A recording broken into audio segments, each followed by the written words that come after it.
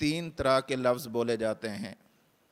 Number 1 مال غنیمت، number 2 مال فے، اور number 3 مال انفال۔ مال غنیمت کا معنی یہ کہ کفار کے ساتھ جنگ ہو، جنگ سے جو مال حاصل ہو اسے مال غنیمت کہتے ہیں۔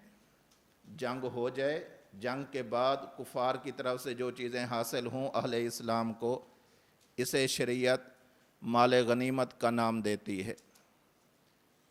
نمبر 2 مسلمان جنگ کے لیے جائیں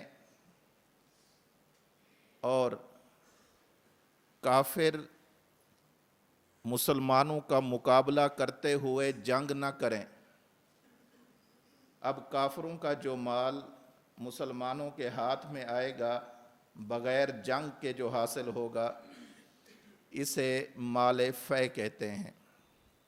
پھر اس کے اندر تعمیم ہے، چاہے انہوں نے صلح کے طور پر کچھ مال دے دیا ہو کہ آپ یہ مال لے جائیں، ہمیں کچھ نہ کہیں، ہم نہیں لڑتے، اس مال کو بھی مال فے کہیں گے۔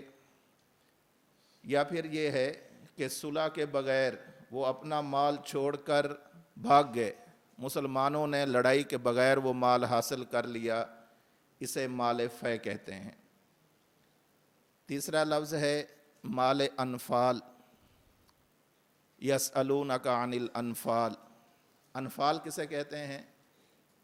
جب امیر لشکر مجاہدین میں یہ اعلان کرے کہ اگر کسی بندے نے فلاں شخص کو قتل کر دیا، فلاں قلعے کو فتح کر دیا، فلاں دشمن کو مار دیا، تو اس کو میری طرف سے اتنا انعام دیا جائے گا، تو امیر لشکر کی طرف سے کسی مجاہد کو ملنے والا جو انعام ہے اسے انفال کہتے ہیں۔